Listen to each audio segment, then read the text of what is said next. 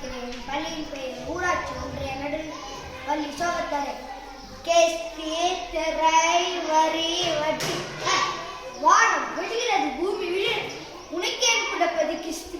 உங்களுடன் வயலுக்கு வந்தாயா, ஏற்றம் வைத்தாயா, நீ பயிற்சியுடன் நிறைவு கண்டாயா, நாட்டு நட்டாயா, களை பறித்தாயா, களை வாழ்கிறவருக்கு கஞ்சி கலையும் சுமந்தா, அங்கே கொஞ்சி விளையாடும் வெண்குல பெண்களுக்கு மஞ்சள் அரைத்து பணி புரிந்தார். அது நீ மாமனா மச்சானா மானங்கெட்டான் எதற்கு திரை யார்கிட்ட கேட்கிறாய் வரி போரடித்து நெருக்குவிக்கும் மேலே நாட்டின் ஒரு குட்டம் பரங்கியார் முதலை போரடித்து தலையில் நெருக்கடியாக குவித்து விடுவேன். தேங்க்யூ.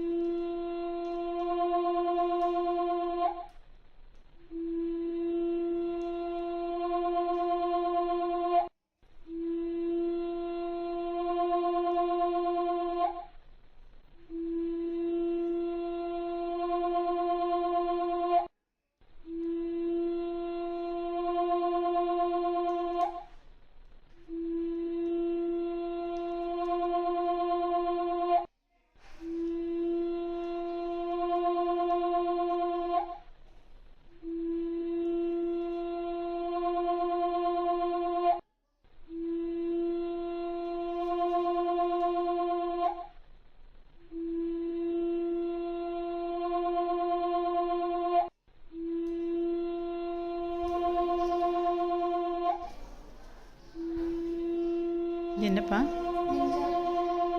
சூப்பர்.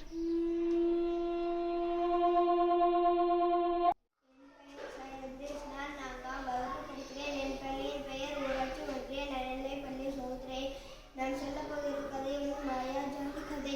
ஒரு நாள் ஒருத்தன் தூங்கிட்டு இருக்கும்போது அவன் கனவுல மாயாஜாலி நம்ம அவனுக்கு ஒன்றும் ஒன்று சேர்த்து தெரியாது. அப்பா ஒரு யோசித்தானா, சரி நம்ம ஒரு மாயாவிக்கிட்ட போய் மாயாவிக்கிட்ட போனானாமா. அதுல நிறைய சக்தி வாய்ந்தவங்களாமா, அதனால கற்றுக்கவே முடியலாமா. சரி நம்ம கொஞ்சம் கொஞ்சமா கற்றுக்கலான்ட்டு அவன் கொஞ்சம் கொஞ்சம் கற்றுனாமா. ஒரு நாள் அப்போ வெளியில போயிட்டு இருக்கும்போது ஒரு நிறைய மந்திர தெரிஞ்ச மந்திரவாளி நிறைய மந்திர தெரிஞ்ச மந்திரவாளி ஒரு போய்விட்டானாமா. அவன் நான் ஊருக்கு புதுசு, அதனால இந்த மாதிரி சண்டை போட முடியாது, அந்த மாதிரி எனக்கு பலம் இல்லைன்னு வந்து போயிட்டானாமா. சரி அவன் வீட்டுக்கு போய் யோசிச்சானாமா. யோசிக்கும்போது சரி நம்ம போய்க்கலாம், அவங்க பண்ணுற வழியே பண்ணா அது வருதான்னு பார்க்கலான்ட்டு பண்ணானாமா. சரி அவங்க போய் அவனுக்கு வீட்டிலான்னு போனானாமா. கூப்பிடும்போது அவன் சரி நானும் கூட சண்டைக்கு வரேன், நான் வரேன்னு சொன்னானாமா. சரி அவங்க வாங்கினானாமா. அவங்க யோசிச்சானாமா, எனக்கு கொஞ்சம் வந்து தெரியும், நமக்கு நிறைய தெரியுமா, நம்ம இந்த கொஞ்சம் கொஞ்சமாக அவன் கொஞ்சம் கொஞ்சமாக போகும்போது அவன் என்ன தோக்கடிச்சலான்னு சொல்லிட்டானாமா. அவன் அந்த மந்திரத்துக்கெல்லாம் தப்பிச்சிட்டானாமா. சரி அவனை செஞ்சு பண்ண மாதிரியே பண்ணானாமா. பண்ணும்போது அப்படியே அவனை தோக்கடிச்சிட்டானாமா. அவனை தோக்கடிச்சிட்டு அவன் ப்ரைஸ் வாங்கிட்டானாமா. இதுலேருந்து என்ன தெரிஞ்சுட்டு யாரையும் குறைவா இடப்படக்கூடாது.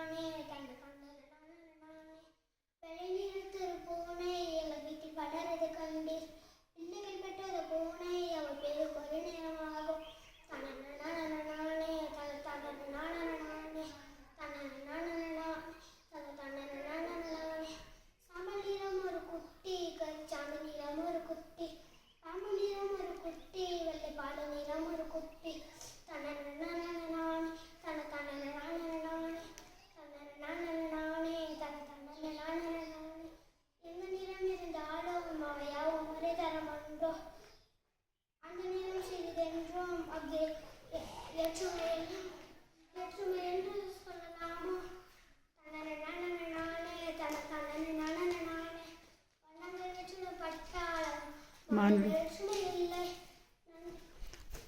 தன்னை நானே தன்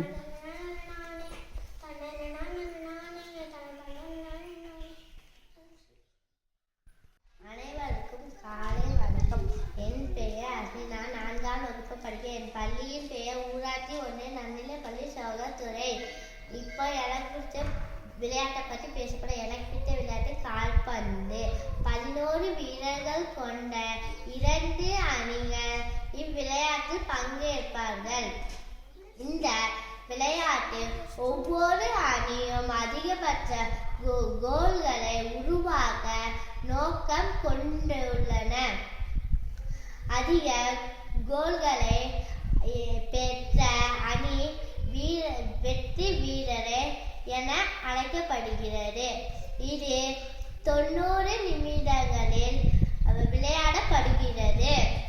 இது மாணவர்களின் திறன், செயல்பு நிலை மற்றும் நிறைவு ஆற்றல் மேம்படுத்த உதவுகிறது. நன்றி.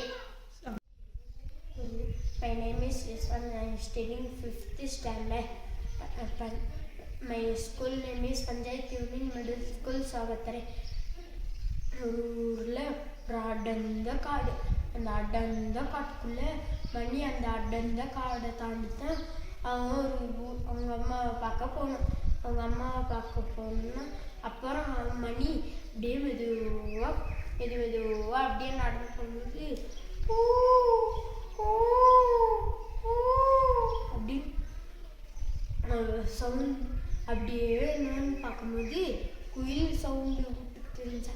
அவன் நினச்சிக்கிட்டானா நம்ம கூட இது கிளி பேசுது அப்படின்னு நினச்சிக்கிட்டு மெதுவாக நடந்து போகும்போது அப்படியே ஆலமரத்துக்கு மேலே பார்த்தா கீ கீ கீ அப்படின்னு சவுண்டு விட்டுச்சா. என்னதுன்னு பார்க்கும்போது பார்த்தா கிளி நம்ம கூட பேசுது அப்படின்னு நினச்சிட்டு அவனும் மெதுவாக நடந்து போனாங்க. மெதுவாக நடந்து போகும்போது காக்கா கா கா கா சவுண்டு விட்டுக்கிட்டு வந்துச்சு. வரும்போது அப்படியே மெதுவாக பார்த்தானா பார்த்தா காக்கா நம்ம கூட பேசுது அப்படின்னு நினைக்கும் போது அப்படியே மெதுவாக வரும்போது வெயில் ஒன்று மெதுவாக சவுண்டு இல்லாமல் அமைதியாக வந்து மெதுவாக வந்து அப்படின்னு சவுண்டு விட்டுச்சா. சவுண்டு விட்டாலும் என்னன்னு பார்க்கும்போது ஒரு இது சவுண்டு கேட்டுச்சா. பார்க்கும்போது இதான் மயில் நம்ம கூட மயிலாம் பேசுது அப்படின்னு தோகை விரிக்கும் போது அப்படியே மழை மெதுவாக பெய்ய ஆரம்பிச்சு. பெய்யும்போது இதனால தான் நம்ம கூட இது எல்லா பறவையும் நம்ம எக்கரிச்சிச்சா. ஓஹோ, அதனால தான் மழைலாம் பெய்யும்னு எக்கரிச்சிச்சு அப்படின்னு நினச்சா அவன் போயிட்டு ஒரு மரத்துக்கு கீழே அப்படியே நின்றுட்டானா. இந்த மழை அப்படியே மெதுவாக மழை நிற்க ஆரம்பிச்சோண்டி எல்லா பறவைகளும் சேர்ந்து ஜாலியாக டான்ஸ் ஆட ஆரம்பிச்சிருச்சு. மணி அதை பார்த்தோன்ட்டு எனக்கு ரொம்ப சந்தோஷமாக இருக்குன்னு சொல்லிட்டு அவன் அப்படியே மெதுவாக ஆரம்பித்தான். அப்புறம் அப்படியே ட்ரெயினாக அப்படியே மெதுவாக ஆரம்பிச்சோன்ட்டு அப்படியே வந்து ஒரு இடத்துல நின்றுச்சு. நின்ற பிற்பாடு ரயில்வே ஸ்டேஷனில் நின்ற பிற்பாடு அவன் இங்கே தான் ட்ரெயினோட இடமும் இருக்கா. அப்படியே மெதுவாக போய் அதை தாண்டி அப்படி ரயில்வே ஸ்டேஷனை தாண்டி அப்படியே தூரமாக அவங்க வீடு இருக்கோம். அப்படியே மெதுவாக நடந்து போனான். போனோம்ட்டு அவனோட பாசமான நாய்க்குட்டி சவுண்டு விட்டுச்சா. அப்படியே மெதுவாக வந்து எல்லாரும் வரும்போது அப்படின்னு ஒரு பூனை அவன் காலுக்குள்ளேயே சுற்றிக்கிட்டு இருக்கும்போது அவன் அந்த பூனையை அவன் அப்படியே கொஞ்சம் தூக்கி விளாண்டுட்டு அப்படியே அங்கிட்டு விட்ட பிற்பாடு அவங்க அம்மாட்ட போயிட்டு சொன்னேன், அம்மா இன்னைக்கு நான் எல்லாத்தோட பறவைக்கிட்டையும் நான் பேசினேம்மா, எனக்கு ரொம்ப சந்தோஷமா இருக்குமா அப்படின்னு அவன் சொன்னான். அவங்க அம்மா சொன்னாங்களா, எனக்கும் அருண் கூடலாம் பேசுனீங்க, எனக்கும் ரொம்ப சந்தோஷமா இருக்கலாம். அப்படியே அவனும் அப்படியே அவங்க ரெண்டு பேரும் அப்படியே கடைசி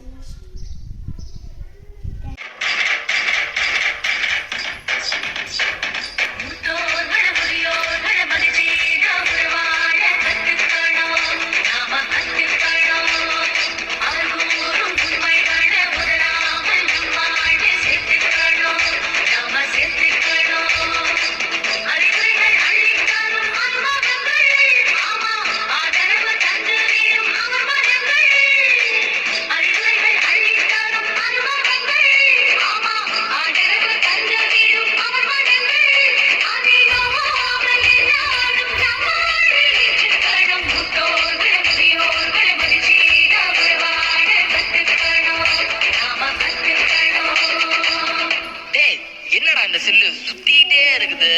ஆமாண்டா, நெட்வொர்க்கே கிடைக்காம தலையே வெடிக்கிற மாதிரி இருக்கு. உனக்காவது தலை வெடிக்கிற மாதிரி இருக்கு, எனக்கு இதயமே வெடிச்சிடும் போல் இருக்கு.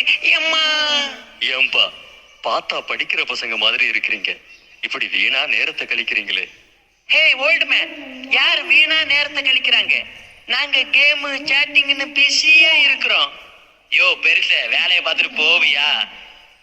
டேய், பெரியவங்களை அப்படி பேசாதடா, அந்த கிழவன் சொன்ன கேட்க மாட்டான். போயா போயா.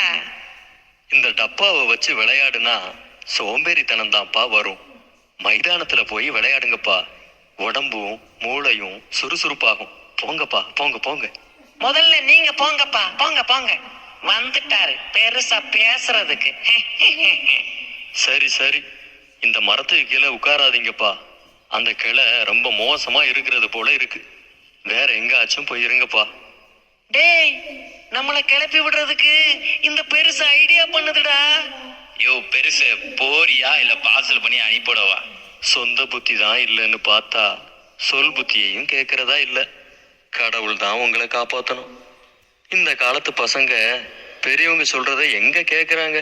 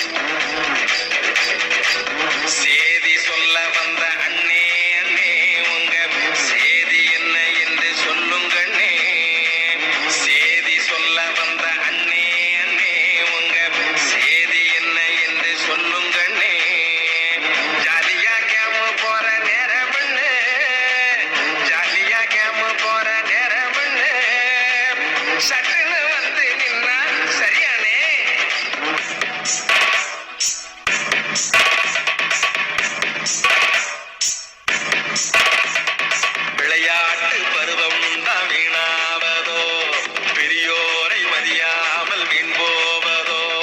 முதியோர்கள் சொல்லத்தானே தட்டாதீங்க, அட கண்டபடி காலை எங்கும் வைக்காதீங்க, அட கண்டபடி காலை எங்கும் வைக்காதீங்க.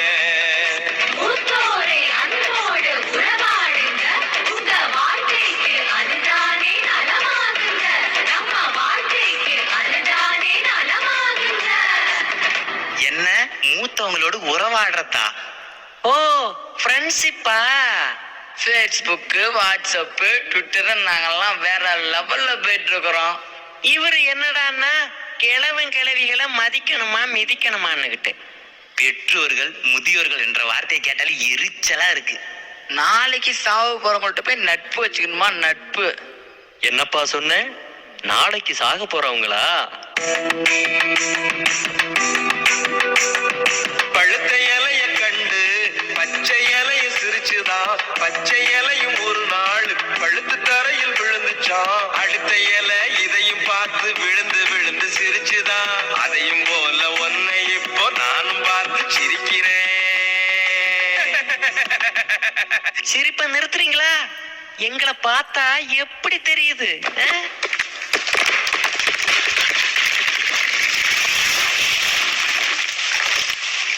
ஐயோ, நல்ல வேலை தப்பிச்சோம்.